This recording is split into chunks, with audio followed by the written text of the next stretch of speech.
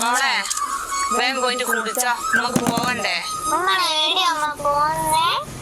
മോള് കാണാത്തൊരു മാമനുണ്ട് മോക്ക്. മാമൻ ഗൾഫിൽ നിന്ന് വന്നിട്ട് മോക്ക് ഒരുപാട് സമ്മാനം തരുമല്ലോ.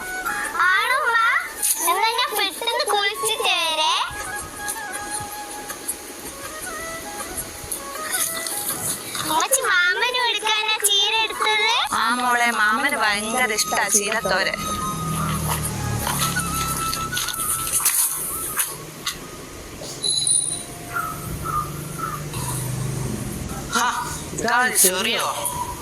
എന്തേ വയ്ക്കുക?